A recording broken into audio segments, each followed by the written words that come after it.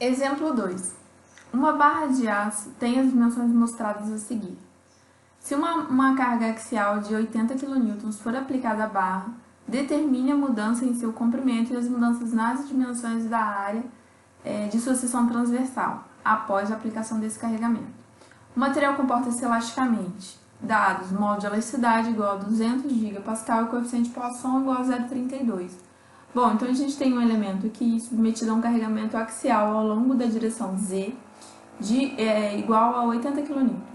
E aqui estão as dimensões do comprimento e da área da seção transversal desse elemento.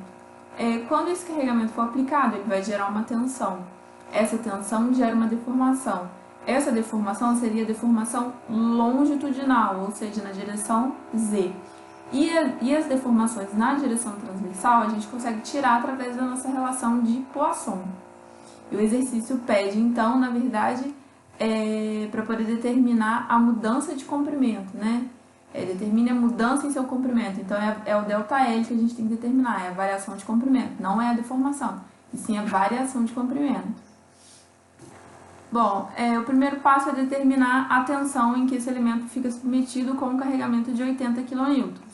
Então, 80 vezes 10 ao cubo dividido pela área da seção transversal, que é 0,1 por 0,05, uma seção transversal retangular. E aí a gente chega a uma tensão de 16 MPa.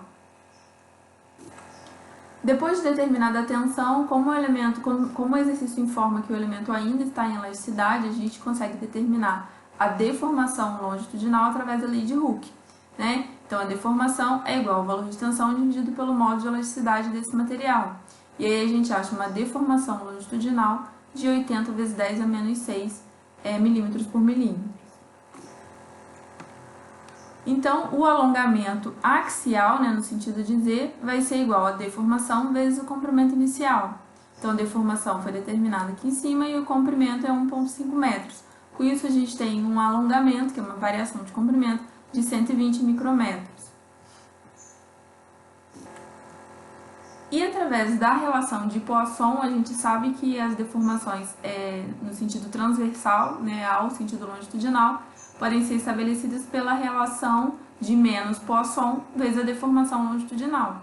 Então, a gente encontra que εx é igual a εy e os dois valores são iguais a menos 25,6 micrometros por metro, né? Porque aqui está em unidade de deformação.